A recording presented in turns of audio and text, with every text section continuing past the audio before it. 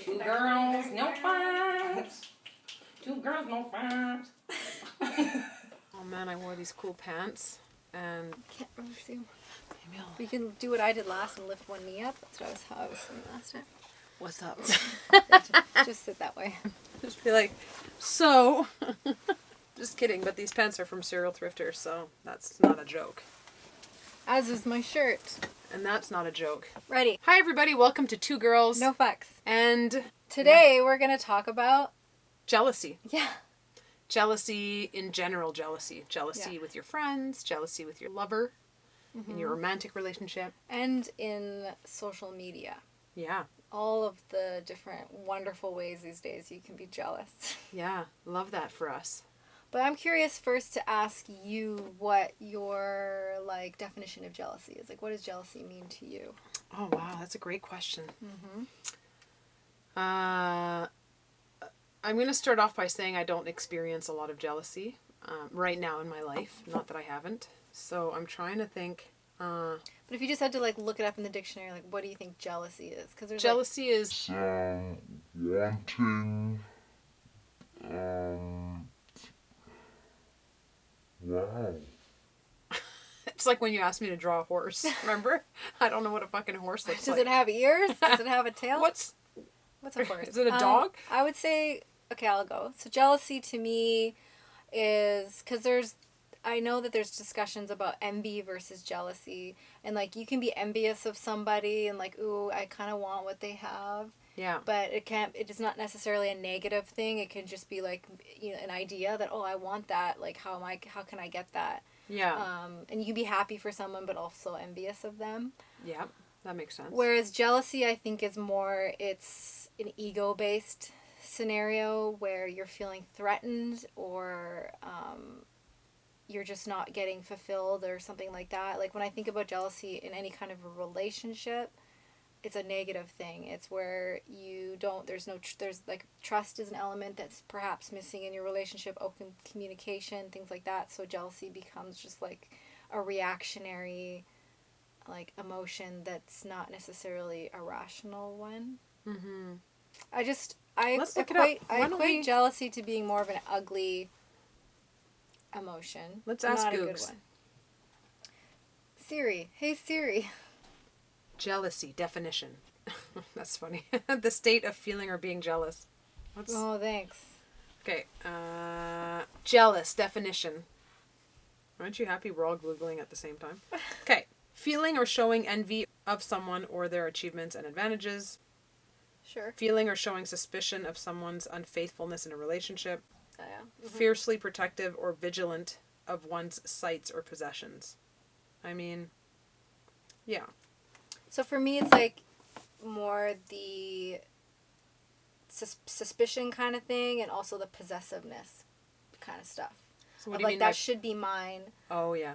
You shouldn't have that, or it's not fair that you have this and I don't. Kind of more like that. Whereas I feel being envious is oh man, they have this thing, but I want it too.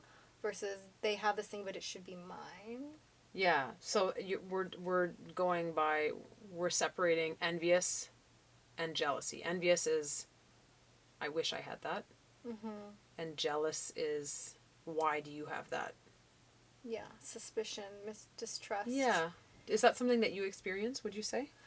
I used to be more of a jealous person in relationships for sure when I was younger, and definitely in my 20s, and learning about my own self-worth. I think that they go hand in hand. The more secure you are as a person and the more emotionally aware you become, and that inevitably comes with age and experience, the less jealous you become as a person, because you're oh, for example, in previous relationships, if I was not included in an event, my partner was I'm going to this thing and didn't invite me or something, or they were at an event and talking to someone else, maybe I would feel threatened by that or jealous. Yeah. Whereas now, because of my own self-confidence or self-security, and also being with people that treat me correctly, I don't have those feelings.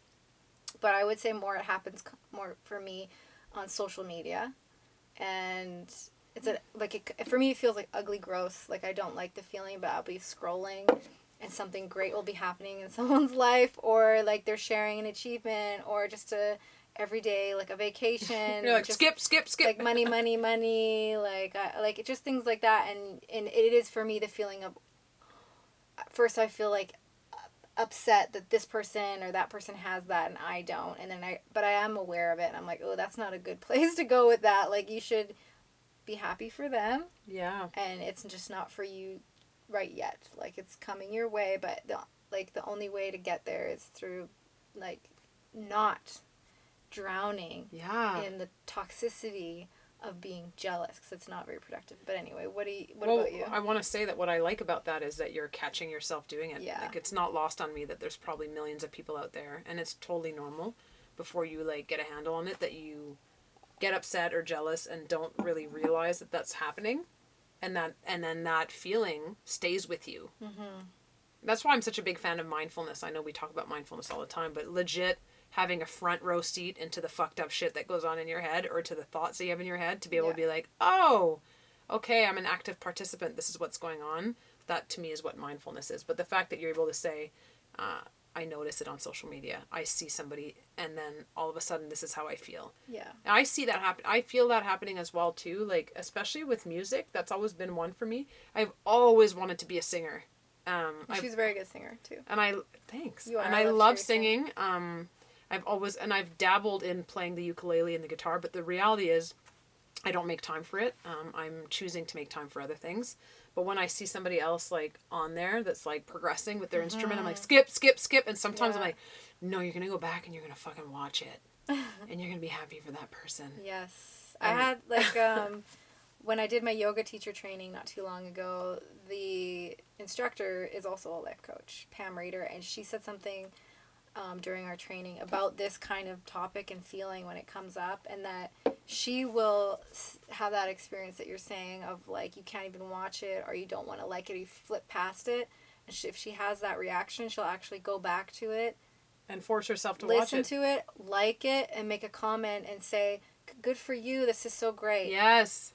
Because a part of it is just like all these pathways in your brain that are hardwired because of like the habit of how you respond or react to things, and it takes a long time to change those immediate reactions. Yeah. But it is possible. So that's what she's kind of saying of like, if you can start making those corrections every time, eventually when you see stuff like that, you won't. Yeah. Your reaction won't immediately be jealousy. It will be support and respect. Yes. But man, I'm not there. Well, and what Evada's referring to are the neural pathways in your head, and I often like to compare it to like, let's say we all work in a building, and there's a McDonald's next door, and there's like some greenery next to the building, and everybody at lunch goes to McDonald's. I'm using McDonald's because yum, but also make food at home. But there's a path there that everybody takes, and so that path is worn in, and there's grass everywhere else, but somehow the path that everybody travels is worn in, like it's just, that's the path everybody takes. Not because you can't take the other paths, but because that's just the easiest path. It's the one that's worn in. Those are your neural pathways. If you're used to freaking out or seeing somebody that makes you angry or being in your car and having road rage, that's your neural pathways that you're like, that's your regular reaction that you've always had. Yeah. If you stop, take a moment, take a deep breath, and choose a different reaction, you're essentially not going down that path. You're not going down that worn path to McDonald's. You're going in the tall grass. Mm-hmm. And you're going in the tall grass again.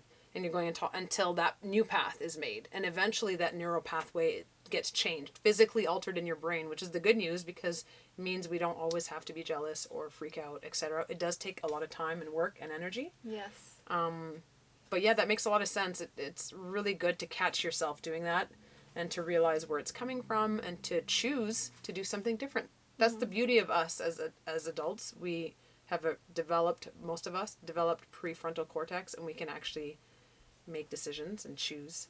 Weigh our options. Weigh our options. Rational. Yeah, see what the consequences would be, etc. All that good stuff. So where in your life, in all these areas, for me, it's predominantly social media for sure. Where for you do you feel like it, if ever, I mean, I'm sure I arises. do experience it less. Like, I used to, like, in my relationships, I used to be really jealous. I still remember, uh, it's so funny, yeah, how things stick in your mind, but when I was dating Manny, we went to a club. It was probably like a lick party or something. In Vancouver, yeah, Lesbian parties in Vancouver, Mm-hmm. And some girl came up to, or texted Manny that they looked really hot. Yep. And I remember being so fucking deeply offended. Like, I'm right here. When in reality, it's just another person. When in reality, it's just another person thinking that my partner's hot, and yeah, not coming up to them and telling. But we were so young too. But it's like just sending them a private text, and it's like, why the fuck should I care? Like, yeah, you are hot, and this person thinks you're hot. It's this ego of like, oh, you're messaging my partner to tell them that they're hot, and you can't come up and tell us. It's like I need to have ownership over this interaction. When in reality, it has nothing to do with me. You know what I feel? This is years ago, but from hilarious. from what you're saying and like what we're saying is like if you're sensing jealousy, if that's the emotion that comes up, I think it's just a red flag of where you need to do some work. Yes. Because as you're telling that story, throughout my relationships, I've been in about 4 or 5 committed relationships, and in each one I was jealous or not jealous, and it really depended on how healthy the relationship was. For example, one of my first relationships, I was with someone for 6 years, and I remember we were at a bar, and somebody wrote, I think it was the waitress or someone wrote her name, number on a napkin and gave it to my partner, and not knowing probably that we were there together, whatever. And because of how healthy that relationship was and how secure, and I was fully confident that we were both invested and stuff, he actually came up and showed me the napkin to say like, look what I got, and we kind of like high-fived because I was like, yeah, you did. Like, yeah.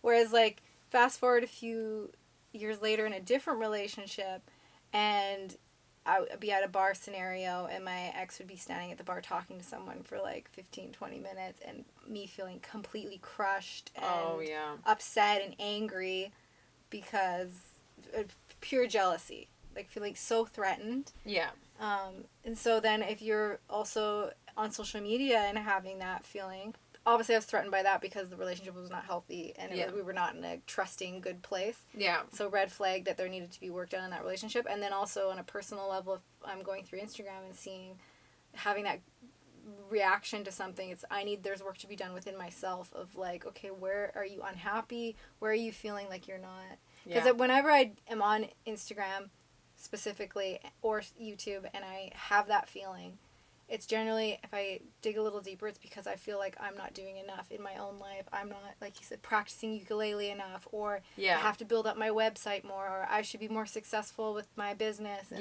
it's a sign that there's something lacking that you're trying to achieve that somebody else is achieving. Yes. And I do experience that. I experience it with Serial Thrifter. The shop has grown so much and does so well, but the reality is there's a million different people that do what I do out there, and they all have different takes on it, and sometimes somebody will do something that's incredible and I think, oh, I wish I had thought of that. And the reality is the important thing to do when you're in those moments is recognize, okay, obviously there's a lack there of something I'm trying to achieve, but the other part is leaning into gratitude for what it is that you have achieved. Sometimes if you flip the script and realize, oh, like, I can do that with my shop, for example. It's like, oh, I've got 3 different shops on Instagram, and I've got a binder program, and, we've got a fund for people, like all these different things.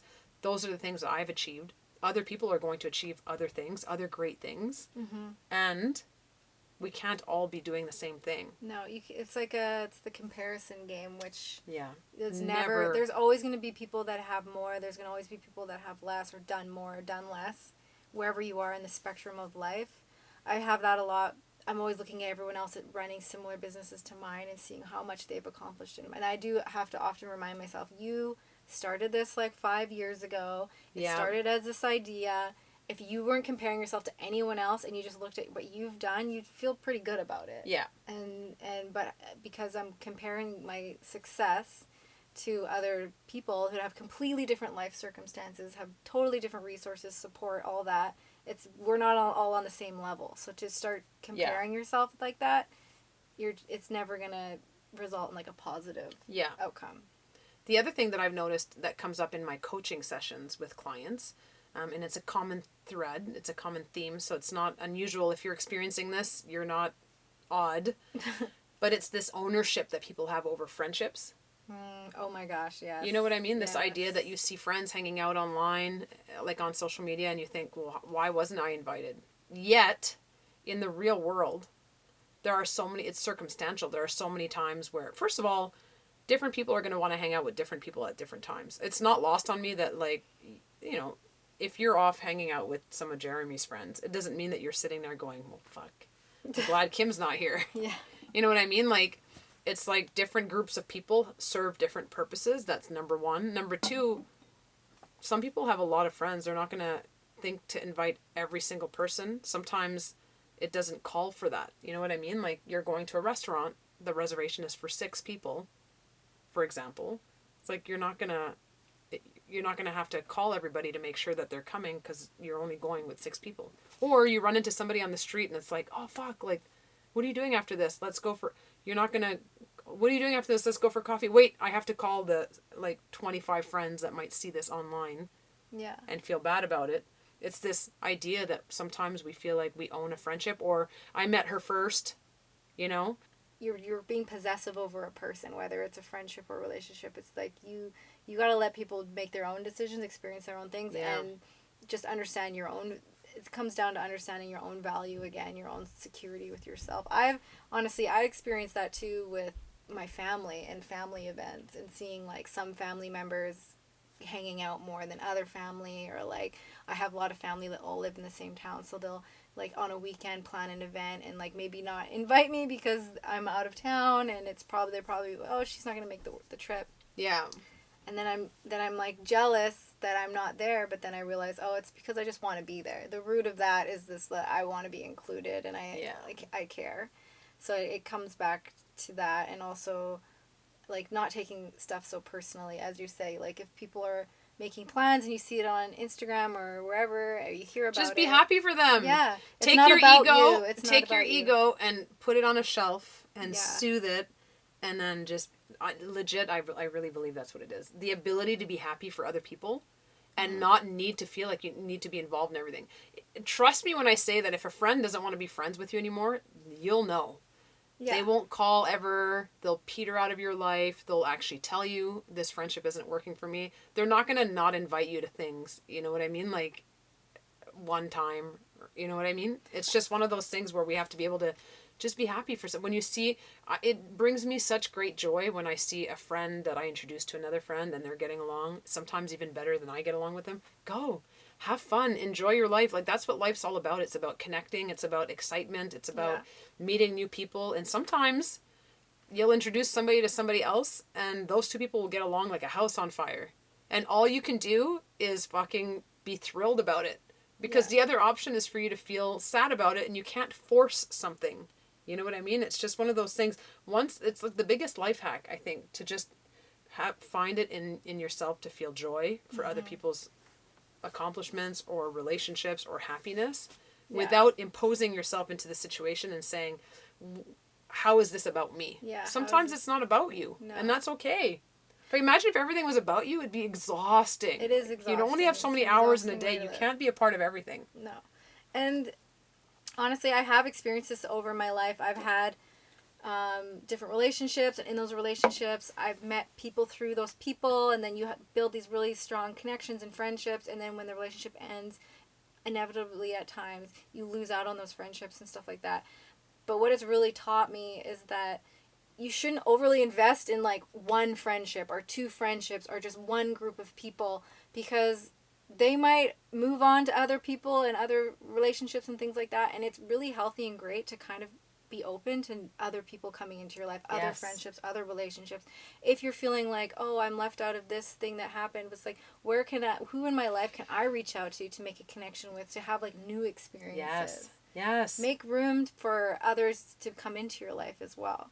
Yeah, the importance of not clinging on to, like, friendships are just going to be. They're going to either last forever or they're going to last for a certain amount of time. Yeah. But, like, change is scary is the thing. Humans don't love change. That's a general concept.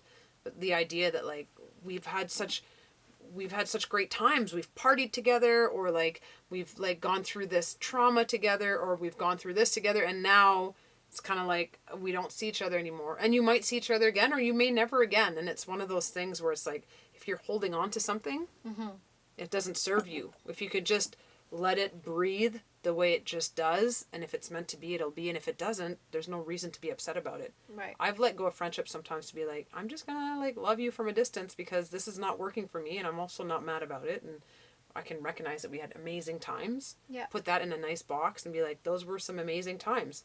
I'll be over here having these amazing times, and you're doing that, and that's okay. This idea of just being okay with it, it's okay. Yeah. We don't need to own everything. We don't need to put our name on everything.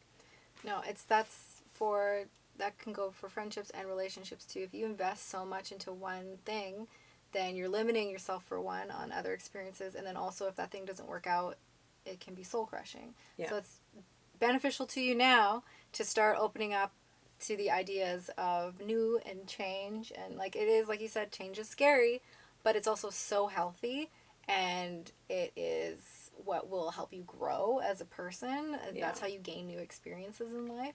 Yeah. And sometimes it's forced upon you, but other times you can be the catalyst for it. Yeah. So that's what we would encourage you to do, I feel. I do, Right? yeah. Yeah. Everybody go out and become swingers. Just kidding. Meeting new people. I feel like meeting friends as an adult is like a challenging idea. Oh, yeah.